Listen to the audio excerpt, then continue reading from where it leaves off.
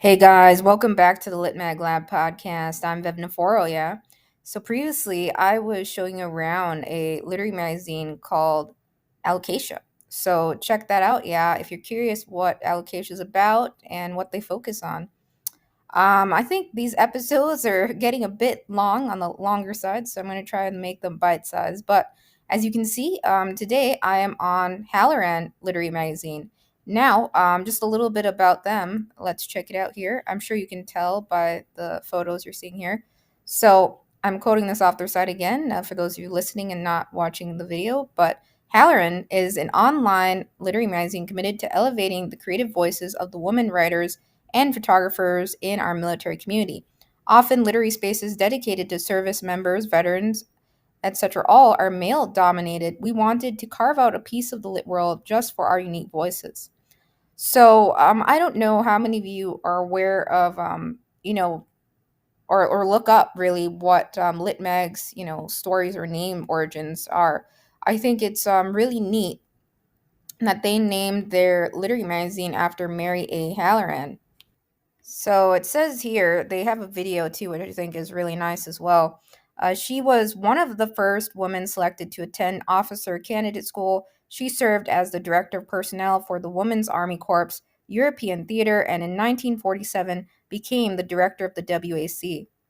So yeah, you can totally read more about Mary A. Halloran. I was doing some digging on other YouTube videos too and Wikipedia. So I think that's really amazing to her life story and everything. It's pretty inspiring. Some of the stories we come across tied to literary magazines and journals. Even tying back to others in history, right? The names, they derive from. I think that's really cool. So, for those of you who, may have ties to the military, right? And you are, maybe a woman in the community, and they also focus on BIPOC and LGBTQ plus as well. So, yeah, it's open to all women in the military community, active duty, veteran guard, reserve cadets, government civilians and contractors, foreign military service members and veterans and military spouses. And they also, they do, again, they focus on photography, poetry, fiction, nonfiction. It says here they allow up to 4 poems, 5,000 words max, one submission, and 1 to 5 photographs. And yeah, so I think they've established a really lovely space for military women, and yeah, and also military spouses, and yeah, yeah. So I think that's a really cool focus they have. I just thought it was very unique, so I thought I took the time to share. Yeah. In terms of submissions, so um, it says here they're open for submission. I think that's a typo because on Chill Subs it says February 28th, 2026. So I think that's a typo. So we go out here. I'll go back to Chill Subs. You can see open until February 28th and see how it says 2026. So then they have all the categories here. So yeah. And again, eligibility is here again: BIPOC, LGBTQ plus, non-binary woman, and yeah. So they do pay. They pay $3. I know, for some $3 may not be a lot, but I think it's still something. It's really hard, for literary magazines and journals to pay anything at all, really. So I think that's really cool. And with enough support, literary magazines and journals, they totally can increase that, right? I've seen that totally happen over time. It starts off small, building up, right, to be able to increase the amount they're paying to writers in the community. I think what they're doing again, elevating voices of the women writers and photographers in the military community is really very, very important. I haven't come across, a literary magazine like this, so I just wanted to share it. Yeah. Yeah, so just going back on their website here. So let's take a look at the magazine a little bit. So it looks like you can purchase a PDF or print copies too, which is really nice. You have the option. I always like seeing, more than one format available. And yeah, they also have an online section, And yeah, so it's very organized, right? You got the category here linked out to the publication. I'm just going to click into one. So yeah, it looks like you can, they have everyone's bio, and you can read it, and it's all linked together. So it's a very clean layout. There is a search here. I like seeing that. I know some sites don't have searches, but they have a search. That's great. So yeah, definitely check out Hallaren Literary Magazine. I just wanted to share it real quick. They've been around since 2021, yeah, it looks like. And yeah.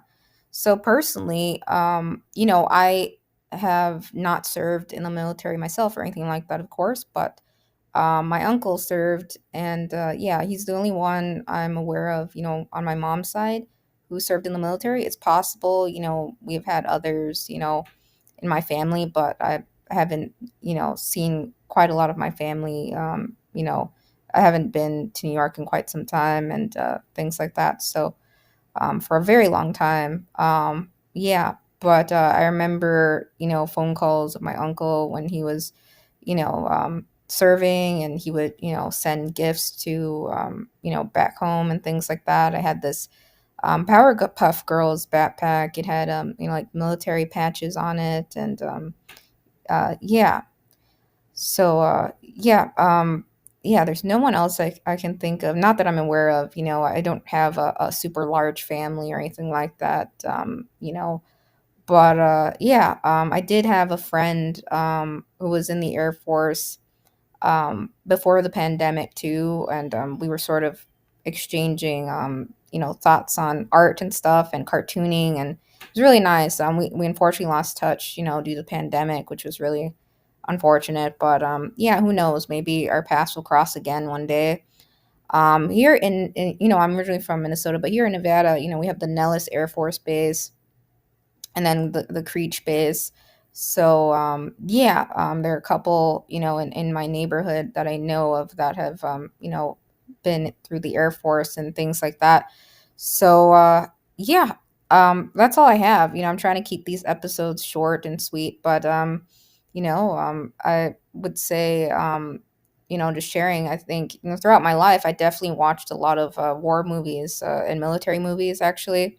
Predominantly, I would say, foreign films and Asian films again, with my dad.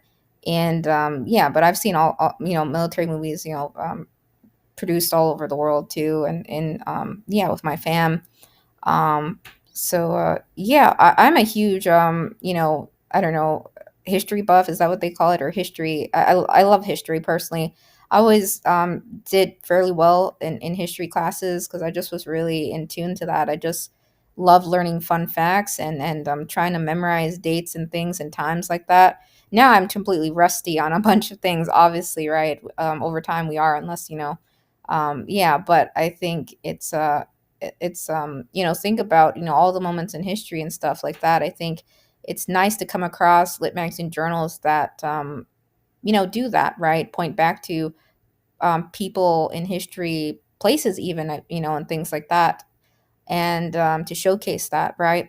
So yeah, so check out Halloran magazine again, Lit Mag again, and pick up an issue. Totally check it out. Even if you're not a woman, or you're not, BIPOC, or LGBTQ plus, right? Even if you don't meet the eligibility requirements, it's it's still very, very cool to, read these magazines and stuff, and to read the work they do. And yeah, I think even, men, who have, served in the military or have ties to the military, right? I think they, reading this, it's very cool too to come across that. I haven't come across any others out there. There's possible, there are other lit magazine journals, right?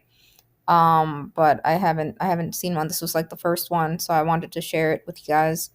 And yeah, I even if I don't meet the eligibility requirements, of a lit mag journal, I just like to read and see the work they do, and try to support it too, because I think, a lot of lit magazine journals in the world, they have some really, again, lovely focuses. Absolutely, yeah. Yeah, so real quick, I just hopped back over. Sorry, I didn't share my screen earlier, but I just hopped back over to their issues. So They'd have a flip preview that you can see on the site too, which is nice.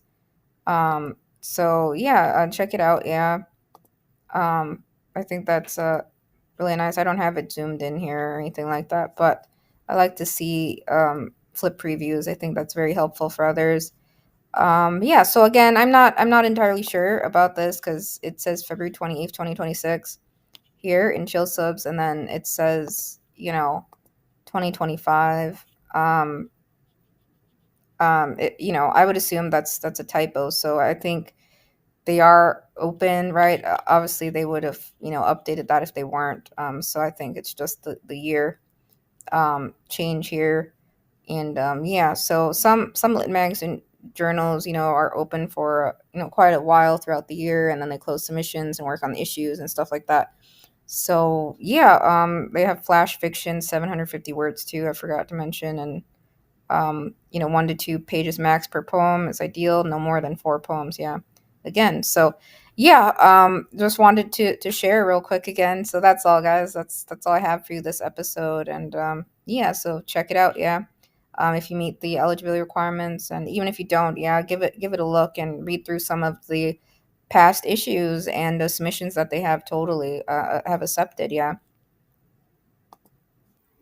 PS, guys. So here's my PS note for the episode. Yes, even the video episodes have PS notes. I'm so sorry. But anyways, just want to tack on here. I did a quick search for military lit mags, and yeah, there are others out there. It looks like there are some places you can submit. Not just pertaining to women. If you're listening to this, and you came across it, right? There's military experience in the arts. There's Zero Dark 30. I don't know if all these places are open or when their calls are, but Collateral Journal, the Line Literary Review issued, the Line of Advanced Literary Journal, and yeah, so they focus on there are ones out there that focus on military experiences and writing from the military and veteran community. So yeah, Hallaren just stood out to me because it's one that caught my eye. Again, focusing on women and really emphasizing that. So yeah, so again, you just have to do some searching, come across others. But yeah, just wanted to tack that on in case anyone else stumbles across this episode one day. So now take care. Yeah, bye.